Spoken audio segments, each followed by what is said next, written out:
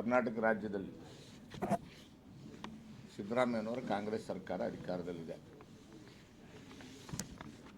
ಅಧಿಕಾರಕ್ಕೆ ಬಂದ ಆರಂಭದಿಂದ ಇಲ್ಲಿವರೆಗೆ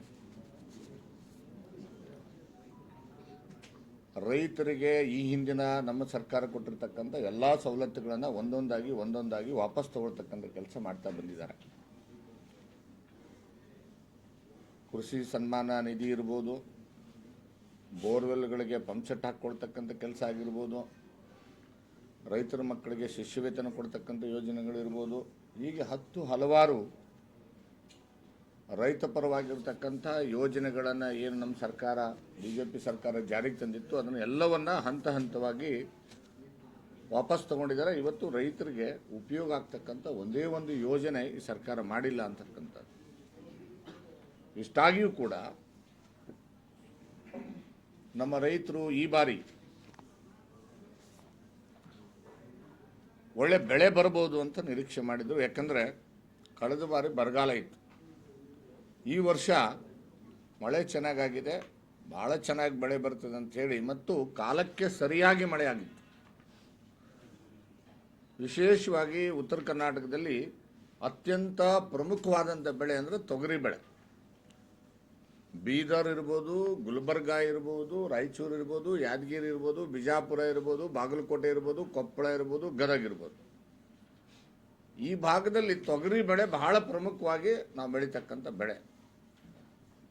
ಬೆಳಗಾವಿನಲ್ಲಿ ತಗೊಂಡ್ರೆ ನಿಮಗೆ ಕಬ್ಬು ಜಾಸ್ತಿ ಬೆಳೀತಕ್ಕಂಥದ್ದು ಪ್ರಥಮವಾಗಿ. ಹಾವೇರಿಯಲ್ಲಿ ಹೋದರೆ ನಮಗೆ ಮೆಕ್ಕೆಜೋಳ ಜಾಸ್ತಿ ನಾವು ಬೆಳೀತಕ್ಕಂಥ ಬೆಳೆ. ನಾನು ಅಂದರೆ ಫಸ್ಟ್ ಪ್ರಯಾರಿಟಿ ಮೇಲೆ ಅತಿ ಹೆಚ್ಚು ಏರಿಯಾ ಕ್ಷೇತ್ರದಲ್ಲಿ ಬೆಳೀತಕ್ಕಂಥ ಬೆಳೆಗಳ ಬಗ್ಗೆ ನಾನು ಮಾತ್ರ ಇಲ್ಲಿ ಪ್ರಸ್ತಾಪ ಮಾಡ್ತಾ ಇದ್ದೀನಿ. ಎಂಟೈರ್ ಉತ್ತರ ಕರ್ನಾಟಕದಲ್ಲಿ ಇವತ್ತು ತೊಗರಿ ಬೆಳೆ ಬಹಳ ದೊಡ್ಡ ಮಟ್ಟದಲ್ಲಿ ನಾಶ ಆಗಿದೆ. ಹೈಯೆಸ್ಟು ತೊಗರಿ ಬೆಳೆ ನಾನು 2 ಜಿಲ್ಲೆಯನ್ನು ರೆಫರ್ ಮಾಡ್ತೇನೆ. ಹೈಯೆಸ್ಟು ತೊಗರಿ ಬೆಳೆದಿರ್ತಕ್ಕಂಥದ್ದು 6,13,000 ಹೆಕ್ಟೇರ್ ಪ್ರದೇಶ ಗುಲ್ಬರ್ಗಾದಲ್ಲಿ ಬೆಳೆದಿದ್ರೆ, ನೆಕ್ಸ್ಟು 2ನೇ ಸ್ಥಾನದಲ್ಲಿ ಯಾವುದು ಬರುತ್ತೆ ಅಂದರೆ ವಿಜಯಪುರ ಜಿಲ್ಲೆ. 5,34,000 ಹೆಕ್ಟೇರ್ ಪ್ರದೇಶದಲ್ಲಿ ಇವತ್ತು ನಾವು ತೊಗರಿಯನ್ನು ಬೆಳೆದಿದ್ದೇವೆ. ತೊಗರಿ ಎದೆ ಎತ್ತರಕ್ಕೆ ಬೆಳೆದಿದೆ, ತಲೆ ಎತ್ತರಕ್ಕೆ ಬೆಳೆದಿದೆ, ಎತ್ತಕೈ ಮಠನೂ ಬೆಳೆದಿದೆ. ಹೂವು ಕಟ್ಟಿದ ಮೇಲೆ ಹೂವು ಉದುರ್ಲಿಕ್ಕೆ ಪ್ರಾರಂಭ ಆಯಿತು, ಕಾಯಿ ಕಟ್ಟಲಿಲ್ಲ. ಕೇವಲ 10ರಿಂದ 20% ಮಾತ್ರ ಕಾಯಿ ಕಟ್ಟಿರ್ತಕ್ಕಂಥದ್ದು. ಉಳಿದಿದ್ದೆಲ್ಲವೂ ಕೂಡ ಉದುರೋಯ್ತು. ಆ ತಕ್ಷಣಕ್ಕೆ ಜಿಲ್ಲಾಧಿಕಾರಿ ಆಗಲಿ, ಉಸ್ತುವಾರಿ ಸಚಿವರಾಗಲಿ, ಕೃಷಿ ಇಲಾಖೆ ಅಧಿಕಾರಿಗಳು ಯಾರೂ ಕೂಡ ಯಾಕೆ ಹೀಗೆ ಆಗ್ತಿದೆ ಅನ್ನೋದ್ರ ಬಗ್ಗೆ ಕನಿಷ್ಠ ಸಂಶೋಧನೆ ಮಾಡಬೇಕು ಅಂತಕ್ಕಂಥ ಕೆಲಸನೂ ಕೂಡ ಮಾಡಲಿಲ್ಲ. ಇದರಲ್ಲಿ ಇನ್ನೊಂದು ವಿಚಿತ್ರ ನಾನು ನಿಮಗೆ ಹೇಳಲಿಕ್ಕೆ ಬಯಸ್ತೇನೆ.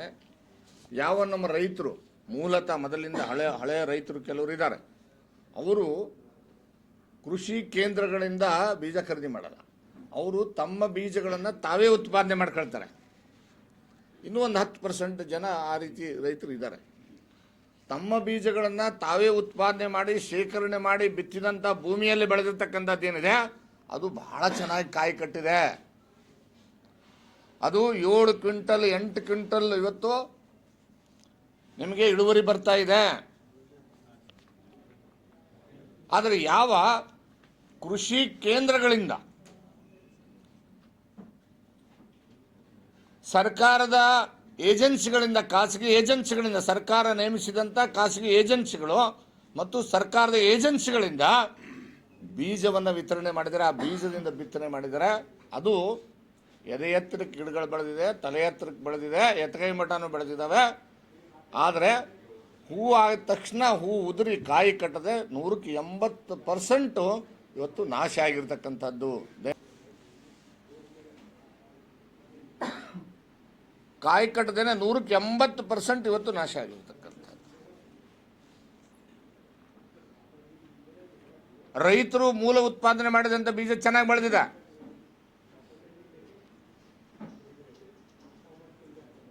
ಇದಕ್ಕೆ ಕಾರಣ ಏನು? ಇದ್ರ ಬಗ್ಗೆ ಸಂಶೋಧನೆ ಮಾಡಿ ಎಲ್ಲಿ ತಪ್ಪಾಗಿದೆ ಅನ್ನೋದನ್ನು ಕಂಡುಹಿಡಿಬೇಕಾದಂಥ ಜವಾಬ್ದಾರಿ ಅದು ಸರ್ಕಾರದ್ದು.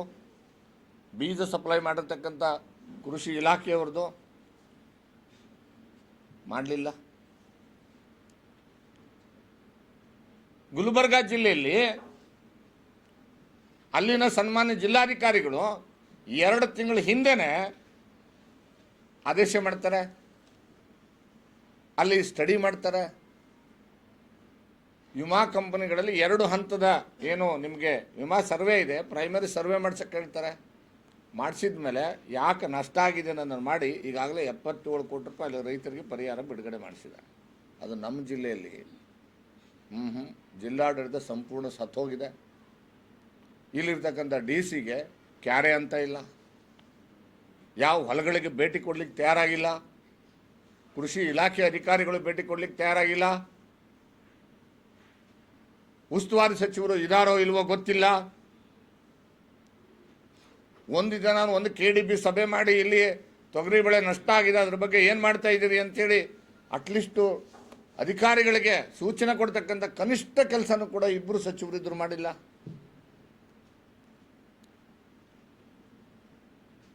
ಕಳಪೆ ಬೀಜ ಏನು ಇವತ್ತು ಇಡೀ ಜಿಲ್ಲೆಯಲ್ಲಿ ಸಪ್ಲೈ ಮಾಡಿದ್ದಾರೆ, ಅದ್ರ ಬಗ್ಗೆ ಸಮಗ್ರ ತನಿಖೆ ಆಗಬೇಕು ಅಂಥೇಳಿ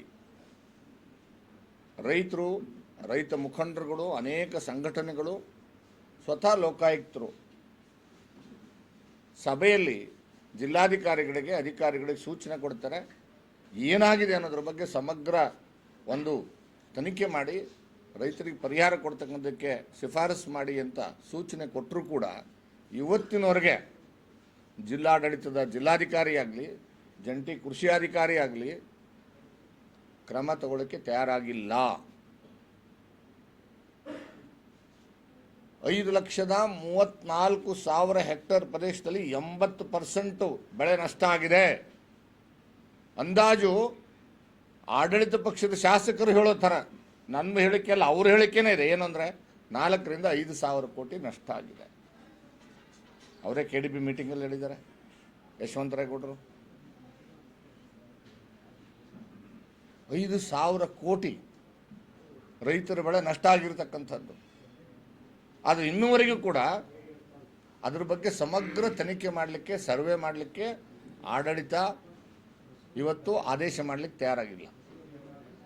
ನಿರಂತರವಾಗಿ ನಾನು ಅಗ್ರಿಕಲ್ಚರ್ ಕಮಿಷನರ್ ಜೊತೆ ಮಾತಾಡ್ತಾ ಇದ್ದೇನೆ, DC ಜೊತೆ 2 ಬಾರಿ ಮಾತನಾಡಿದ್ದೇನೆ. 3 ದಿವಸದಿಂದ ಫೋನೇ ಎತ್ತಿಲ್ಲ ಮನುಷ್ಯರು. ನಮ್ಮ ಫೋನ್ ಮಾಡಿದ್ರು ಫೋನೂ ಎತ್ತಲ್ಲ. ಜಂಟಿ ಕೃಷಿ ಅಧಿಕಾರಿಗಳಿಗೆ ಹೇಳ್ತಾರೆ, ಸರ್ ನಮಗೆ ಸರ್ಕಾರದಿಂದ ಆದೇಶ ಬರಬೇಕು. ಈಗಾಗಲೇ ತೊಗರಿ ಕಟ್ ಮಾಡ್ತಕ್ಕಂಥದ್ದು, ಅಂದರೆ ಅದನ್ನು ಏನು ರಾಶಿ ಮಾಡ್ತಕ್ಕಂಥ ಕೆಲಸ ಪ್ರಾರಂಭ ಆಗಿದೆ. ಯಾಕೆಂದರೆ ಬಿಟ್ಟರೆ ಏನಾಗುತ್ತೆ ಅಂದರೆ, ಒಂದು 15 ದಿವಸ ಬಿಟ್ಟರೆ ಆ ಕಾಯಿಯೆಲ್ಲ ಒಣಗಿ ಕಾಳೆಲ್ಲ ಸಿಡ್ದೋಗುತ್ತೆ. ಅದರಲ್ಲಿ ಏನು ಒಂದು 5-10%, 20% ಏನು ಇವತ್ತು ಆದಾಯ ಬರ್ತದೆ. ಒಂದು ಕ್ವಿಂಟಲ್ 2 ಕ್ವಿಂಟಲ್ ಏನು ಬರೋದಿದೆ, ಅದು ಕೂಡ ಇವತ್ತು ಸಿಡ್ದೋಗ್ಬಿಡ್ತದೆ.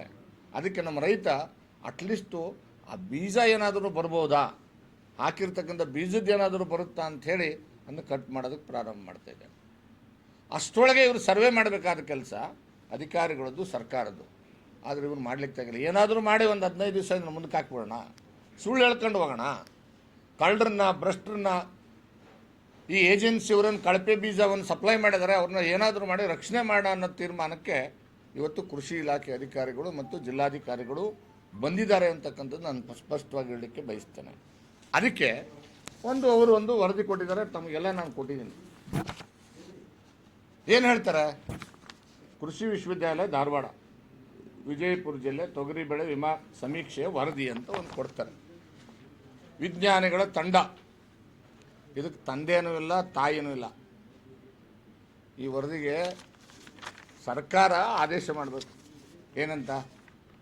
ಜಿಲ್ಲಾಧಿಕಾರಿಗಳಾಗಲಿ, ಕಮಿಷನರ್ ಆಗಲಿ, ಮಿನಿಸ್ಟರ್ಸ್ ಆಗಲಿ ಯಾಕೆ ಈ ರೀತಿ ಆಗಿದೆ ಅನ್ನೋದ್ರ ಬಗ್ಗೆ ಅಧಿಕೃತವಾಗಿ ಒಂದು ವಿಜ್ಞಾನಿಗಳ ತಂಡವನ್ನು ರಚನೆ ಮಾಡಿ ನೀವು ಹೋಗಿ ಅಧ್ಯಯನ ಮಾಡಿ ಕೂಡಲೇ ಸರ್ಕಾರಕ್ಕೆ ವರದಿ ಕೊಡಿ ಅಂತ ಕೇಳಬೇಕು.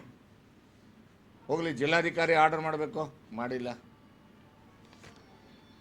ಮಾಧ್ಯಮಗಳಲ್ಲಿ ಇದು ಭಾಳ ದೊಡ್ಡ ಮಟ್ಟದಲ್ಲಿ ಬರಲಿಕ್ಕೆ ಪ್ರಾರಂಭ ಆಯಿತು. ರೈತ ಮುಖಂಡರುಗಳು, ವಿವಿಧ ಸಂಘಟನೆಗಳು ಇದಕ್ಕೆ ಹೋರಾಟಕ್ಕಿಳಿದಾಗ ಮಾಧ್ಯಮಗಳ ಮತ್ತು ಸಂಘಟನೆಗಳ ಒಂದು ಕಣ್ಣೊರೆಸುವ ತಂತ್ರ, ಅವ್ರನ್ನ ದಾರಿ ತಪ್ಪಿಸೋದಕ್ಕೋಸ್ಕರ ಇವರು ಕೆಲವು ಜನ ಕೃಷಿ ಪ್ರೊಫೆಸರ್ಗಳನ್ನ ಕರೆಸ್ದಂಗೆ ಮಾಡಿ, ಹೊಲಗಳಿಗೆ ವಿಸಿಟ್ ಮಾಡ್ದಂಗೆ ಮಾಡಿ, ಅಲ್ಲೇ ಇಲ್ಲೊಂದು ಹೊಲದಲ್ಲಿ ನಿಂತ್ಕೊಂಡು ಫೋಟೋ ತೆಗೆಸಿ ಒಂದು ರಿಪೋರ್ಟ್ ಕೊಡ್ತಾರೆ. ಆ ರಿಪೋರ್ಟಲ್ಲಿ ಏನಿದೆ? ಅವ್ರು ಹೇಳ್ತಾರೆ ತೇವಾಂಶದ ಕೊರತೆಯಿಂದ ಆಗಿದೆ. ನಾನು ಹೇಳಲಿಕ್ಕೆ ಬಯಸ್ತೇನೆ, ತಾವು ಅಧ್ಯಯನ ಮಾಡಿ ನೋಡಿ, ಅತ್ಯಂತ ಕಡಿಮೆ ತೇವಾಂಶದಲ್ಲಿ ಬರಗಾಲದ ಬೆಳೆ ಯಾವುದು ಅಂದರೆ ಅದು ತೊಗರೆ. ತೊಗರೆ ಬೇರುಗಳು ವರ್ಟಿಕಲ್ ಆಗಿ ಭೂಮಿನಲ್ಲಿ ಇಳಿತವೆ. ದ್ವಿದಳ ಧಾನ್ಯಗಳು ಯಾವುದೇ ಇರಲಿ ನೋಡಿ ನೀವು, ಅದು ವರ್ಟಿಕಲ್ ಆಗಿ ಭೂಮಿನಲ್ಲಿ ಇಳಿತದೆ. ಅತ್ಯಂತ ಕಡಿಮೆ ತೇವಾಂಶದಲ್ಲಿ ಬೆಳೀತಕ್ಕಂಥ ಬೆಳೆ ಯಾವುದು ಅಂತಂದರೆ ಅದು ತೊಗರಿ. ತೇವಾಂಶದ ಕೊರತೆ ಆಗಿದ್ದರೆ ಎದೆ ಮಠ, ಕುತ್ತಿಗೆ ಮಠ, ತಲೆ ಎತ್ತರಕ್ಕೆ ತೊಗರೆ ಬೆಳೆ ಬೆಳಿಲಿಕ್ಕೆ ಸಾಧ್ಯ ಆಗ್ತಿರ್ಲಿಲ್ಲ. ಅದಲ್ಲೇ ಕುಂತ್ಕೊಂಡು ನಿಂತ್ಕೋಬೇಕಾಗಿತ್ತು. ಇಷ್ಟೇ, 1 ಮೊಳನೋ 2 ಮೊಳನೋ ಬೆಳಿಬೇಕಾಗಿತ್ತು ಗಿಡ. ಅದು ಗಿಡ ತಲೆ ಎತ್ತರಕ್ಕೆ ಬೆಳೆದಿದೆ, ಭಾಳ ಚೆನ್ನಾಗಿ ಒಡೆದಿದೆ, ಎಲ್ಲ ಹೂವು ಕಟ್ತದೆ, ಹೂವು ಉದುರೋಗ್ತದೆ. ಇನ್ನು ಎರಡನೇದವ್ರು ಹೇಳ್ತಾರೆ, ಏನು ಹೇಳ್ತಾರೆ ಅಂದರೆ ಮಂಜು ಬಿದ್ದು ಹಾಳಾಗೋಯ್ತು. 2 ದಿನ ಮಂಜು ಬಿದ್ದುಬಿಡ್ತು, ಕಂಪ್ಲೀಟ್ ಹಾಳಾಗೋಗ್ಬಿಡ್ತು. ಸ್ವಾಮಿ, ಮಂಜಿಗೆ ಅತ್ಯಂತ ಸೂಕ್ಷ್ಮವಾಗಿರ್ತಕ್ಕಂಥದ್ದು ಯಾವುದು ಅಂದರೆ ತೋಟಗಾರಿಕೆ ಬೆಳೆಗಳು. ಅದು ದ್ರಾಕ್ಷಿ, ದಾಳಿಂಬ್ರೆ, ಈ ಬೆಳೆಗಳು ಮಂಜಿಗೆ ಬೇಗ ಹಾಳಾಗ್ತದೆ, ತೊಗರಿ ಅಲ್ಲ. ಅದು ನೀವು ದ್ರಾಕ್ಷಿ ಬೆಳೆಗಳು ನೋಡೋಗಿ, ಯಾರಾದರೂ ದ್ರಾಕ್ಷಿ ಬೆಳೆಗಾರ ಬಂದು ನಮ್ಮದು ಎಂಟೈರ್ 80% ಹಾಳಾಗಿದೆ ಅಂತ ಹೇಳಿದ್ರ? ದಾಳಿಂಬೆ ಬೆಳೆ ಹಾಳಾಗಿದೆಯಾ? ತೊಗರಿ ಬೆಳೆಗೆ ಮಂಜು ಅಂತಕ್ಕಂಥದ್ದು. ಇನ್ನು 3ನೇ ಕಾರಣ ಕೊಡ್ತಾರೆ. ಏನು ಕೊಡ್ತಾರೆ ಅಂದರೆ, ನಮ್ಮ ರೈತರು ಬೀಜನ ಹತ್ತತ್ರ ಹಾಕ್ಬಿಟ್ಟವ್ರೆ, ಅದಕ್ಕೆ ಉಸಿರಾಡೋಕ್ಕಾಗ್ತಾ ಇಲ್ಲ. ಏನು ಹೇಳ್ತಾರೆ? ಆ ಗಿಡಕ್ಕೆ ಉಸಿರಾಡೋಕ್ಕಾಗ್ತಾ ಇಲ್ವಂತೆ, ಗಾಳಿ ಸಾಲ್ತಾ ಇಲ್ವಂತೆ. ಮತ್ತು ಇನ್ನೊಂದು ಹೇಳ್ತಾರೆ, ಅದಕ್ಕೆ ಬಿಸಿಲು ಗಾಳಿ ಕಡಿಮೆ ಆಗ್ಬಿಟ್ಟಿದೆ. ಅಲ್ಲ ಸ್ವಾಮಿ, ಹೂವು ಮೇಲೆ ಆಗ್ತತೋ ತಳಗೆ ಬೇರ್ನಾಗ ಆಗ್ತತೋ? ಹಾಂ, ತೊಗರೆ ಗಿಡಕ್ಕೆ ಹೂವು ಮೇಲೆ ಆಗ್ತದೆ. ಯಾರ ಕಿವಿಗೆ ಹೂವು ಇಡ್ತಕ್ಕಂಥ ಕೆಲಸ ಮಾಡ್ತಾ ಇದ್ದೀರಿ ಜಿಲ್ಲಾಧಿಕಾರಿಗಳೇ? ಕೃಷಿ ಅಧಿಕಾರಿಗಳು, ಜಿಲ್ಲಾಧಿಕಾರಿಗಳು, ನಿಮ್ಮ ಉಸ್ತುವಾರಿ ಸಚಿವರು ಮಾತು ಕೇಳಿಕೊಂಡು ರೈತರಿಗೆ ಪರಿಹಾರ ಕೊಡಬೇಕಾಗತ್ತಲ್ಲ ಅಂಥೇಳಿ ಯಾಮಾರಿಸ್ತಕ್ಕಂಥ ಕೆಲಸ ಇವತ್ತು ಜಿಲ್ಲಾಧಿಕಾರಿ ಮತ್ತು ಜಂಟಿ ಕೃಷಿ ಅಧಿಕಾರಿ ಮಾಡ್ತಾ ಇದ್ದಾರೆ ಜಿಲ್ಲೆನಲ್ಲಿ.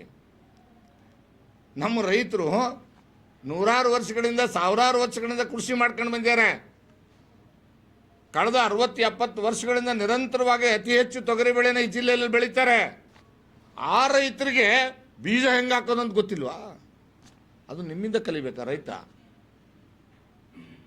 ಈ 3 ಹಸಿ ಸುಳ್ಳುಗಳನ್ನು ಹೇಳಿ ರೈತ ಸಂಘಟನೆಗಳನ್ನು, ವಿವಿಧ ಪರ ಹೋರಾಟಕ್ಕಿಳಿದಿರ್ತಕ್ಕಂಥ ಸಂಘಟನೆಗಳನ್ನು, ಮಾಧ್ಯಮದವರನ್ನು, ರೈತರನ್ನು ದಾರಿ ತಪ್ಪಿಸ್ತಕ್ಕಂಥ ಕೆಲಸ ಇವತ್ತು ಜಿಲ್ಲಾಡಳಿತ ಮಾಡ್ತಾ ಇದೆ ಅಂತಕ್ಕಂಥದ್ದು ನಾನು ಸ್ಪಷ್ಟವಾಗಿ ಹೇಳಲಿಕ್ಕೆ ಬಯಸ್ತೇನೆ.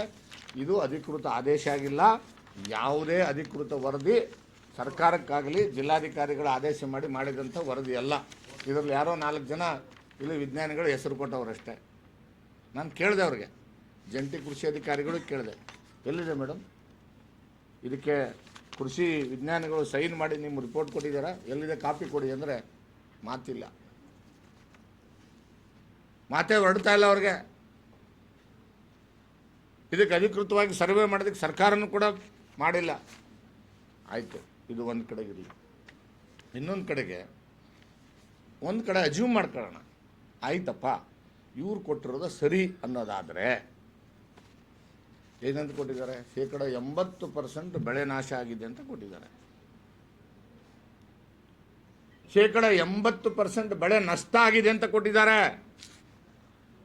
ಇದನ್ನು ಅಧಿಕೃತವಾಗಿ ಆಡಳಿತ ಪಕ್ಷದ ಶಾಸಕರಾಗಿರ್ತಕ್ಕಂಥ ಯಶವಂತರಾಯಗೌಡರು ಇಂಡಿನಲ್ಲಿ ಕರೆದಿರ್ತಕ್ಕಂಥ ಪ್ರಗತಿಪರ ಪರಿಶೀಲನೆಯಲ್ಲಿ ಈ ಜಿಲ್ಲೆಯ ಜಂಟಿ ಕೃಷಿ ನಿರ್ದೇಶಕಿ ರೂಪಾ ಅವರು ಎದ್ದು ನಿಂತ್ಕೊಂಡು ಹೇಳ್ತಾರೆ, ಹೌದು 80% ಬೆಳೆ ನಾಶ ಆಗಿದೆ ಅಂದಮೇಲೆ ಇದ್ರದ್ದು ಸಮೀಕ್ಷೆ ಆಗಬೇಕೋ ಬೇಡವೋ? ಸಮೀಕ್ಷೆ ಆಗಬೇಕೋ ಬೇಡವೋ? ಆಡಳಿತ ಪಕ್ಷದ ಶಾಸಕರು ಹೇಳ್ತಾರೆ ಸಮೀಕ್ಷೆ ಮಾಡಿ ಅಂತ, ನಾವು ಹೇಳ್ತಾ ಇದ್ದೇವೆ ಸಂಘಟನೆಗಳು ಹೇಳ್ತಾ ಇದ್ದಾವೆ, ಮಾಧ್ಯಮದವರು ಎತ್ತು ಬರೀತಾ ಇದ್ದಾರೆ. ಆದರೆ ಇವತ್ತಿಗೂ ಕೂಡ ಅದನ್ನು ಸಮೀಕ್ಷೆ ಮಾಡೋದಕ್ಕೆ ಅಧಿಕೃತವಾದಂಥ ಆದೇಶವನ್ನು ಜಿಲ್ಲಾಧಿಕಾರಿಗಳು ಮಾಡಿಲ್ಲ, ಜಂಟಿ ಅಧಿಕಾರಿಗಳು ಮಾಡಲಿಲ್ಲ, ಕಮಿಷನರ್ ಮಾಡಲಿಲ್ಲ. ಇವತ್ತಿನವರೆಗೆ ಅದು ಆಗಿಲ್ಲ ಅಂತಕ್ಕಂಥದ್ದು. ನಾನು ಪದೇ ಪದೇ ಅದನ್ನು ಅವ್ರಿಗೆ ಕೇಳ್ತಕ್ಕಂಥ ಕೆಲಸ ಮಾಡಿದ್ದೇವೆ. ಇದರ ಪರಿಣಾಮ ಇವತ್ತು ಈ ಜಿಲ್ಲೆಯಲ್ಲಿ ಲಕ್ಷಾಂತರ ರೈತ ಕುಟುಂಬಗಳು ಕಣ್ಣೀರಲ್ಲಿ ಕೈ ತೊಳಿತಕ್ಕಂಥ ಸ್ಥಿತಿ ನಿರ್ಮಾಣ ಆಗಿರತಕ್ಕಂಥ ರೈತರು, ಅಸಂಘಟಕರು, ಅವರು ಸಂಘಟನೆ ಮಾಡಿಕೊಂಡು ಹಳ್ಳಿಗಳಲ್ಲಿ ಸಂಘಟನೆ ಮಾಡಿ ಹೋರಾಟ ಮಾಡ್ತಕ್ಕಂಥ ಲಕ್ಷಾಂತರ ಜನ ರೈತರು ಏಕಕಾಲಕ್ಕೆ ಬೀದಿಗಿಳಿತಕ್ಕಂಥ ಶಕ್ತಿ ಅವರಲ್ಲಿಲ್ಲ. ಯಾಕಂದರೆ ದಿನ ದುಡಿದು ತಿನ್ನಬೇಕು. ಅವನು ಒಂದಿನ ಹೊರಗಡೆ ಬಂದರೆ ಅವನು ಹೆಂಡತಿ ಮಕ್ಕಳು ಉಪವಾಸ ಬೀಳ್ತಾರೆ. ಇಂಥ ಸ್ಥಿತಿಯಲ್ಲಿ ಅವರ ಪರವಾಗಿ ಏನು ಈ ಜಿಲ್ಲೆಯ ರೈತರಿದ್ದಾರೆ ಅವರ ಪರವಾಗಿ ಭಾರತೀಯ ಜನತಾ ಪಕ್ಷದ ರೈತ ಮೋರ್ಚಾ ಹೋರಾಟಕ್ಕೆ ಮುಂದಿಡಿದಿದ್ದೇವೆ. 2ನೇ ತಾರೀಕು ಮುದ್ದೇಬೇಳದಲ್ಲಿ ಭಾಳ ದೊಡ್ಡ ಮಟ್ಟದ ಹೋರಾಟವನ್ನು ಮಾಡಿ ಆಗ್ರಹ ಮಾಡಿದ್ದೇವೆ. ಸಿಂದಗಿನಲ್ಲಿ ಹೋರಾಟವನ್ನು ಮಾಡಿ ಆಗ್ರಹ ಮಾಡಿದ್ದೇವೆ. ಪ್ರತಿ ಹಳ್ಳಿಗಳಲ್ಲಿ ಇದರ ಬಗ್ಗೆ ಜಾಗೃತಿ ಮಾಡ್ತಕ್ಕಂಥ ಕೆಲಸ ಮಾಡ್ತಾ ಇದ್ದೇವೆ.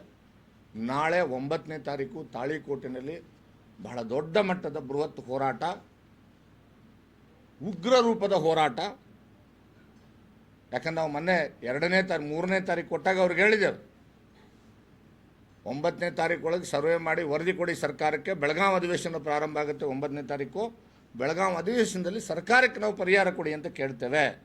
ನೀವು ಅಧಿಕಾರಿಗಳು, ನಿಮ್ಮ ಕರ್ತವ್ಯ, ನೀವು ಜನರ ಸಂಬಳದಿಂದ ನಿಮ್ಮ ಜೀವನ ನಡೀತದೆ, ಅರ್ಥ ಮಾಡ್ಕೊಳ್ಳಿ. ನೀವು ಕೂಡಲೇ ಸರ್ವೆ ಮಾಡಿ ಸರ್ಕಾರಕ್ಕೆ ವರದಿ ಕೊಡಿ. ನಾವು ಅಲ್ಲಿ ಅಧಿವೇಶನದಲ್ಲಿ ಖಂಡಿತವಾಗಲೂ ಕೂಡ ಸರ್ಕಾರಕ್ಕೆ ಒತ್ತಾಯ ಮಾಡಿ ಪರಿಹಾರ ಕೊಡಿಸ್ತಕ್ಕಂಥ ಕೆಲಸಕ್ಕೆ ಪ್ರಯತ್ನ ಮಾಡ್ತೇವೆ ಅಂತಕ್ಕಂಥದ್ದು ನಾವು ಹೇಳಿದ್ವಿ. ಆದರೆ ಅವರು ಅವತ್ತು ಧರಣಿ ನಮ್ಮನ್ನು ಹಿಂತಕೊಳ್ಳೋದಕ್ಕೆ ಹೇಳಿದರು. ಇಲ್ಲ ಸರ್, 9ನೇ ತಾರೀಕು ಒಳಗೆ ಏನಾದರೂ ಮಾಡಿ ನಾವು ಸರ್ವೆ ಮಾಡ್ತೀವಿ ಅಂತ ಹೇಳಿದರು. DC ಅವರು ಮತ್ತು ಜಂಟಿ ಕೃಷಿ ನಿರ್ದೇಶಕರು. ನಾವು ತಹಸೀಲ್ದಾರ್ ಮುಖಾಂತರ, AD ಮುಖಾಂತರ ಸಂಪರ್ಕ ಮಾಡಿದ್ವಿ. ಅರ್ಧ ಗಂಟೆ ಅಲ್ಲೇ ಧರಣಿ ಕೂತಾಗ ಈ ಮಾತು ಕೊಟ್ಟಿದ್ದರು. ಆದರೆ ಇವತ್ತು ಮಾತು ತಪ್ಪಿದ್ದಾರೆ. ಅದಕ್ಕೆ ನಾಳೆ ಸುಮಾರು 15ರಿಂದ 20 ಸಾವಿರ ಜನ ರೈತರು, ಕನಿಷ್ಠ ಒಂದು 300ರಿಂದ 400 ಟ್ರ್ಯಾಕ್ಟರ್ಗಳೊಂದಿಗೆ ಬರ್ತೇವೆ. ಉಗ್ರ ಸ್ವರೂಪದ ಹೋರಾಟ ಮಾಡ್ತೇವೆ. ಪೊಲೀಸರು ಲಾಠಿ ಚಾರ್ಜ್ ಮಾಡಲಿ, ಗುಂಡಾಕಲಿ, ಯಾವುದೇ ಕಾರಣಕ್ಕೂ ಅಲ್ಲಿಂದ ಹಿಂದೆ ಸರಿಯುವಂಥ ಪ್ರಶ್ನೆ ಇಲ್ಲ.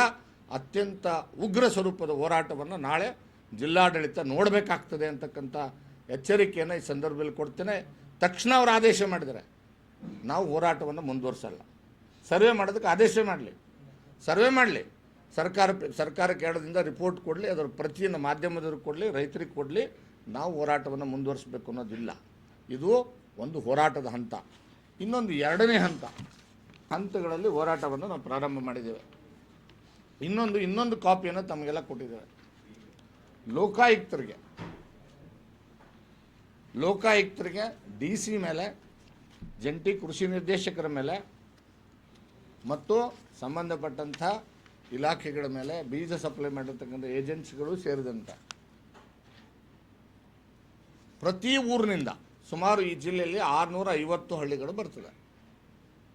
ಪ್ರತಿ ಊರಿನಿಂದ ರೈತರು ಸಾಮೂಹಿಕವಾಗಿ ಎಷ್ಟು ಜನ ಯಾವ್ಯಾವ ರೈತರು ತೊಗರಿ ಬೆಳೆ ನಷ್ಟ ಅನುಭವಿಸಿದ್ದಾರೆ ಅವರೆಲ್ಲರೂ ಸೇರಿ ಸಾಮೂಹಿಕವಾಗಿ, ಈಗಾಗಲೇ ನಾನು ಫಾರ್ಮೆಟ್ ನಿಮ್ಗೆ ಕೊಟ್ಟಿದ್ದೇನೆ, ಭಾಳ ಸ್ಪಷ್ಟವಾಗಿದೆ. ಅದರಲ್ಲಿ ಇದರ ಪ್ರಕಾರ ಒಂದು ಫಾರ್ಮೆಟ್ ರೆಡಿ ಮಾಡಿ ಅಧಿಕೃತವಾಗಿ ಊರಿನ ರೈತರ ಪರವಾಗಿ ಒಂದು 300 ಜನ ಅಥವಾ 200 ಜನ ಏನು ತೊಗರಿ ಬೆಳೆ ಹಾಕಿದ್ದಾರೆ ಅಂತಂದರೆ ಅವ್ರ ಪರವಾಗಿ ಒಬ್ಬರು ಅಧಿಕೃತವಾಗಿ ಏನು ಸಿಗ್ನೇಚರ್ ಮಾಡಿ ಇವರೆಲ್ಲರದ್ದು ಲಿಸ್ಟ್ ಹಾಕಿ ಎನ್ಕ್ಲೋಸ್ ಮಾಡಿ, ಎಷ್ಟು ಕ್ಷೇತ್ರ, ರೈತರ ಹೆಸರೇನೋ, ಯಾವ ಗ್ರಾಮ, ಸರ್ವೆ ನಂಬರ್ ಏನೋ, ಎಷ್ಟು ಕ್ಷೇತ್ರ ಅಲ್ಲಿ ಅವರು ಏನು ಹಾಕಿದ್ದಾರೆ, ಉತ್ತಾರೆ ಸಮೇತ ಅಧಿಕೃತವಾಗಿ ಪಟ್ಟಿರಚನೆ ಮಾಡಿ ಪ್ರತಿಯೊಂದು ಊರಿಂದ ಕಂಪ್ಲೇಂಟ್ಗಳನ್ನ ಫೈಲ್ ಮಾಡ್ತಾಯಿದ್ದಾರೆ. ನಮ್ಮ ನಿರೀಕ್ಷೆ ಪ್ರಕಾರ ಸುಮಾರು 10ರಿಂದ 15 ಸಾವಿರ ಕೇಸ್ಗಳು ಇಂಡಿವಿಜುವಲ್ ಆಗಿ ಪ್ರತಿಯೊಬ್ಬ ರೈತನ ಸೇರಿಸಿ ಇಲ್ಲಿ ಅವರವ್ರ ಹೆಸರುಗಳನ್ನ ಸಿಗ್ನೇಚರ್ಸ್ ಮಾಡಿಸಿ. ಯಾಕಂದರೆ ನಾನು ಮಾನ್ಯ ಲೋಕಾಯುಕ್ತ SP ಅವರಲ್ಲಿ ವಿನಂತಿ ಮಾಡಿದೆ. ವಿನಂತಿ ಮಾಡಿದಾಗ ಇಂಡಿವಿಜುವಲ್ ಪ್ರತಿಯೊಬ್ಬ ರೈತರು ಕಂಪ್ಲೇಂಟ್ಗಳು ಫೈಲ್ ಮಾಡಿದ್ರೆ 15-20 ಸಾವಿರ ಜನ ಆಗ್ತದೆ. ಅದು ಬಹಳ ಸ್ವಲ್ಪ ತಡ ಆಗ್ಬೋದು. ಅದಕ್ಕೆ ನೀವೆಲ್ಲರೂ ಸೇರಿನೂ ಕೂಡ ಕೊಡ್ಬೋದು ಅಂತ ಹೇಳಿ ಅವ್ರು ಸಲಹೆ ಕೊಟ್ಟಿರೋದ್ರಿಂದ ಅದ್ರ ಪ್ರಕಾರ ಈ ಒಂದು ಫಾರ್ಮೆಟನ್ನು ರೆಡಿ ಮಾಡಿ ಅದನ್ನು ಮಂಗಳವಾರದಿಂದ ವಿಜಯಪುರ ಜಿಲ್ಲೆ ಯಾವ ರೈತರು ಬೀಜ ಖರೀದಿ ಮಾಡೋದಕ್ಕೆ ಕೃಷಿ ಕೇಂದ್ರದ ಮುಂದೆ ಕ್ಯೂ ಹಚ್ತಾರೋ ಅದೇ ರೀತಿ ಯಾವ ಕಳಪೆ ಬೀಜ ಕೊಟ್ಟಿರ್ತಕ್ಕಂಥ ಏಜೆನ್ಸಿಗಳಿದ್ದಾವೆ ಅವರ ವಿರುದ್ಧ ನಿರ್ಲಕ್ಷ್ಯ ಮಾಡಿದಂಥ ಜಿಲ್ಲಾಧಿಕಾರಿ ಮತ್ತು ಜಂಟಿ ಕೃಷಿ ನಿರ್ದೇಶಕರ ವಿರುದ್ಧ ಮೊಕದ್ದಮೆಗಳನ್ನು ಫೈಲ್ ಮಾಡೋದಕ್ಕೆ ವಿಜಯಪುರ ಜಿಲ್ಲೆಯ ಲೋಕಾಯುಕ್ತರ ಕಚೇರಿ ಮುಂದೆ ಮಂಗಳವಾರದಿಂದ ಸಾವಿರಾರು ಸಂಖ್ಯೆಯಲ್ಲಿ ರೈತರು ಕ್ಯೂ ನಿಲ್ತಾರೆ ಮತ್ತು ಇಡೀ ಜಿಲ್ಲೆಯಲ್ಲಿ ಯಾರ್ಯಾರು ರೈತರು ತೊಗರಿ ಬೆಳೆಗೆ ನಷ್ಟಕ್ಕುಂಟಾಗಿದ್ದಾರೆ ಅವರೆಲ್ಲರೂ ಕೂಡ ಈ ಕೇಸ್ಗಳನ್ನು ಇಂಡಿವಿಜುವಲ್ ಆಗಿ ಲೋಕಾಯುಕ್ತರಿಗೆ ಫೈಲ್ ಮಾಡ್ಬೋದು ಅಂತಕ್ಕಂಥದ್ದು ಆ ಕೆಲಸವನ್ನು ನಾವು ರೈತ ಮೋರ್ಚಾದ ವತಿಯಿಂದ ಜನರಲ್ಲಿ ಜಾಗೃತಿಯನ್ನು ಮೂಡಿಸ್ತಕ್ಕಂಥ ಕೆಲಸ ಮಾಡ್ತಾ ಇದ್ದೇವೆ. ಎಲ್ಲ ರೈತರಲ್ಲಿ ಜಾಗೃತಿ ಮೂಡ್ತಕ್ಕಂಥ ಕೆಲಸ ಮಾಡ್ತಾ ಇದ್ದೇವೆ. ಪ್ರತಿ ಮಂಡಲದ ವ್ಯಾಪ್ತಿಯಲ್ಲಿ ಬರ್ತಕ್ಕಂಥ ನಮ್ಮ ರೈತ ಮೋರ್ಚಾದ ಪದಾಧಿಕಾರಿಗಳು ರೈತರ ಊರುಗಳಿಗೆ ಹೋಗಿ ಡಂಗರ ಹೊಡಿಸಿ ಈ ರೀತಿ ಏನು ಜಿಲ್ಲಾಡಳಿತ ನಿರ್ಲಕ್ಷ್ಯ ಮಾಡ್ತಾ ಇದೆ, ಅನ್ಯಾಯ ಮಾಡ್ತಾ ಇದೆ, ಅದರ ವಿರುದ್ಧ ಏನು ಕ್ರಿಮಿನಲ್ ಕೇಸ್ಗಳನ್ನು ಬುಕ್ ಮಾಡ್ತಕ್ಕಂಥ ಕೆಲಸಕ್ಕೆ ಮತ್ತು ಲೋಕಾಯುಕ್ತದಲ್ಲಿ ಕೇಸ್ಗಳನ್ನು ಬುಕ್ ಮಾಡ್ತಕ್ಕಂಥ ಕೆಲಸಕ್ಕೆ ಇವತ್ತು ಜನರಲ್ಲಿ ಜಾಗೃತಿ ಮೂಡಿಸ್ತಕ್ಕಂಥ ಕೆಲಸ ಮಾಡ್ತಾ ಇದ್ದೇವೆ. ಆ ಕೆಲಸ ಮಂಗಳವಾರದಿಂದ ಪ್ರಾರಂಭ ಆಗ್ತದೆ. ನಾನು ಈಗಲೂ ಕೂಡ ಜಿಲ್ಲಾಡಳಿತಕ್ಕೆ ಎಚ್ಚರಿಕೆ ಕೊಡಲಿಕ್ಕೆ ಬಯಸ್ತೇನೆ. ನೀವಿನ್ನೂ ಕೂಡ ನಿಮ್ಮ ದಪ್ಪ ಚರ್ಮಿದ್ರೆ ನಾನು AS ಪಾಟೀಲ್ ನಡಹಳ್ಳಿ ರೈತ ಮೋರ್ಚಾದ ರಾಜ್ಯಾಧ್ಯಕ್ಷನಾಗಿ ಮತ್ತು ನಮ್ಮ ಜಿಲ್ಲಾಧ್ಯಕ್ಷರು ನಮ್ಮೆಲ್ಲ ನಾಯಕರುಗಳು ಸೇರಿ ಮಂಗಳವಾರ ಏನು ಲೋಕಾಯುಕ್ತರದ್ದಾಗ್ತದೆ, ಬುಧವಾರ ದಿನ SP ಕಚೇರಿ ಮುಂದೆ DC ಮೇಲೆ ಮತ್ತು ಕೃಷಿ ಜಂಟಿ ಅಧಿಕಾರಿಗಳ ಮುಂದೆ ಕ್ರಿಮಿನಲ್ ಮೊಕದ್ದಮೆನ ಯಾವ ಕಳಪೆ ಬೀಜವನ್ನು ಸಪ್ಲೈ ಮಾಡಿರ್ತಕ್ಕಂಥ ಏಜೆನ್ಸಿಗಳನ್ನ ರಕ್ಷಣೆ ಮಾಡ್ತಕ್ಕಂಥ ಕೆಲಸ ಜಿಲ್ಲಾಡಳಿತ DC ಮಾಡ್ತಾ ಇದ್ದಾರೆ. ಅವರ ವಿರುದ್ಧ ಕ್ರಿಮಿನಲ್ ಕೇಸನ್ನು ಮೊಕದ್ದಮೆಯನ್ನು ತಗೋಬೇಕು ರೈತರದ್ದು ಅಂತ ಹೇಳಿ ನಾವು ಕೂಡ SP ಕಚೇರಿ ಮುಂದೆ ನಿಂತ್ಕೊಂಡು ಧರಣಿ ಮಾಡಿ ಒತ್ತಾಯ ಮಾಡ್ತಕ್ಕಂಥ ಕೆಲಸವನ್ನು ಬುಧವಾರ ದಿವಸ ನಾವು ಮಾಡೋರಿದ್ದೇವೆ ಅಂತಕ್ಕಂಥದ್ದನ್ನು ಈ ಸಂದರ್ಭದಲ್ಲಿ ನಾನು ಹೇಳಲಿಕ್ಕೆ ಬಯಸ್ತೇನೆ. Thank you sir. ನಾವಲ್ಲ, ನಾವು ವಿರೋಧ ಪಕ್ಷದಲ್ಲಿ ಇದ್ಕೊಂಡು ಮಲ್ಕೊಂಡಿರ್ತಕ್ಕಂಥವ್ರು ಎಚ್ಚರಿಸ್ತಕ್ಕಂಥ ಕೆಲಸ ಮಾಡ್ತಕ್ಕಂಥ ಕೆಲಸ ನಮ್ಮದು. ಆ ಕೆಲಸ ಮಾಡಿದ್ವಿ, ಅದರವ್ರು ಮಾಡ್ತಾ ಇಲ್ಲ. ಒಂದು ನಿಮಿಷ ಅದನ್ನು ಒಂದು ನಿಮಿಷ ಪ್ರತಿ ಜಿಲ್ಲೆಯಲ್ಲಿ ಏನೇನು ನಷ್ಟ ಆಗಿದೆ, ಏನಾಗಿದೆ ಅನ್ನೋದ್ರ ಅದಕ್ಕೆ ನಮ್ಮ ವಿರೋಧ ಪಕ್ಷದ ನಾಯಕರು ಎಲ್ಲ ಮಾಹಿತಿಗಳನ್ನು ತರಿಸ್ಕೊಂಡಿದ್ದಾರೆ. ಬೆಳಗಾವಿ ಅಧಿವೇಶನದಲ್ಲಿ ಅದ್ರ ಬಗ್ಗೆ ಪ್ರಸ್ತಾಪ ಮಾಡ್ತಾರೆ. ಆದರೆ ರೈತ ಮೋರ್ಚಾ ಬಹುಶಃ ನಾನು ಅಧ್ಯಕ್ಷನಾದ ಮೇಲೆ ಇಡೀ ರಾಜ್ಯದಲ್ಲಿ ಅತ್ಯಂತ ಆ್ಯಕ್ಟಿವ್ ಆಗಿ ಸಕ್ರಿಯವಾಗಿ ಇಡೀ ರಾಜ್ಯದಲ್ಲಿ ಹೋರಾಟ ಮಾಡಿರ್ತಕ್ಕಂಥದ್ದು ಭಾರತೀಯ ಜನತಾ ಪಕ್ಷದಲ್ಲಿ ರೈತ ಮೋರ್ಚಾ. ಪ್ರತಿಯೊಂದು ಹಂತದಲ್ಲಿ ಹಾಲಿಗೆ ಏನು ನಿಮ್ಮ ಹಣ ಬಿಡುಗಡೆ ಪ್ರೋತ್ಸಾಹನ ಬಿಡುಗಡೆ ಮಾಡದೇ ಇರೋದಿರ್ಬೋದು, ಬಾಂಡ್ಗಳನ್ನು ಹೆಚ್ಚಿಗೆ ರೇಟ್ ಮಾಡಿದಂಥದ್ದು ಇರ್ಬೋದು, ಅಥವಾ ವಿದ್ಯುತ್ತನ್ನ ಏನು ನಮ್ಮ ಪಂಪ್ ಸೆಟ್ಗಳನ್ನು ಕಡಿಮೆ ಹಾಕೋದನ್ನು ಕ್ಯಾನ್ಸಲ್ ಮಾಡಿದ್ದಿರ್ಬೋದು, ಎಲ್ಲ ವಿಚಾರಗಳಲ್ಲಿ ಪ್ರತಿ ಹಂತದಲ್ಲಿ ಸುಮಾರು ನನಗಷ್ಟು ಮಟ್ಟಿಗೆ 1.5 ವರ್ಷದಲ್ಲಿ ಒಂದು 10ರಿಂದ 15 ಬಾರಿ ನಾವು ಹೋರಾಟಗಳನ್ನು ಮಾಡಿದ್ದೇವೆ. ಸರ್ ಕೈ ಮುಗಿತೇನೆ. ನನಗೆ ನೀವು ವಖಫ್ ವಿಷಯ ಹೇಳಿದಾಗ ನನಗೆ ಸರ್ಜರಿ ಆಗಿತ್ತು ಗಮನದಲ್ಲಿ, ತಮಗೆಲ್ಲ ಗೊತ್ತಿದೆ. ನನ್ನ ಸರ್ಜರಿ ಆದಾಗ ನಾನು ಓಡಾಟಕ್ಕೂ ಬರೋಕ್ಕೆ ಆಗ್ತಿರ್ಲಿಲ್ಲ. ಅದಕ್ಕೆ ನಾನು ನಮ್ಮ ಕೇಂದ್ರ ಸಚಿವರಿಗೂ ಕೂಡ ಫೋನ್ ಮಾಡಿ ವಿನಂತಿ ಮಾಡಿದ್ದೆ, ನನಗೆ ಬರಲಿಕ್ಕೆ ಆಗ್ತಾಯಿಲ್ಲ, ಕ್ಷಮಿಸಿ ಅಂತ ಹೇಳಿರಲಿ. ಬಟ್ ಬೇರೆಯವರೆಲ್ಲ ನಮ್ಮ ಕ್ಷೇತ್ರದಿಂದ ನಮ್ಮೆಲ್ಲ ಮಂಡಲದಿಂದ ನಾವೆಲ್ಲ ಬಂದಿದ್ವಿ. ಆದರೂ ಕೂಡ ಮುದ್ದೇವಾಡದಲ್ಲಿ ಒಂದು ದಿನ ನಾನು ಓಡಾಡೋಕ್ಕೆ ಆಗದೇ ಇದ್ದರೂ ಕೂಡ ಮುದ್ದೇವಾಡದಲ್ಲಿ ನಾನು ಭಾಗವಹಿಸಿದ್ದೇನೆ. Yes sir.